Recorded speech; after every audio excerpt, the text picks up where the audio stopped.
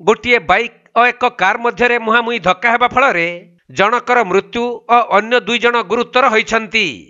तेबे एही दुर्घटना घटिबा परे स्थानीय लोक माने दीर्घ 4 घंटा धरी रास्ता अवरोध करथिले। परे खबर पाई पुलिस दुर्घटना स्थल रे पहुंची उत्त्यक्त लोक मानकु बुझासुझा करथिले। तेबे एपरी मर्मन्तुत सड़क दुर्घटना घटिछि मयूरभंज जिलार शेष सीमार थिबा ररुआ ब्लॉक अंतर्गत अंगारपदा निकटरे।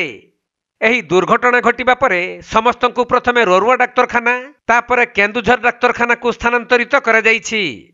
सेपटे मृत व्यक्ति परिवार को क्षतिपूरण दाबी रे दीर्घ 4 घंटा धरी उत्त्यक्त लोक माने अंगारपदा निकटरे रास्ता अवरोध करथिले, जहा फल चंपुआ एवं ररुआ रास्ता रे यातायात बंद हेबा सहित अनेक गाड़ी मोटर अटकी रहिथिला।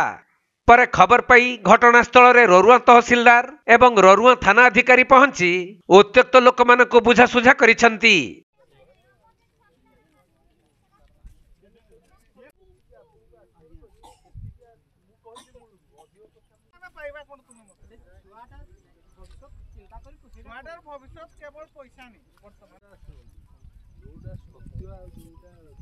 मयूरभंज जिला करंजियारू सचिदानंद पलेईंक रिपोर्ट, कोणार्क लाइव।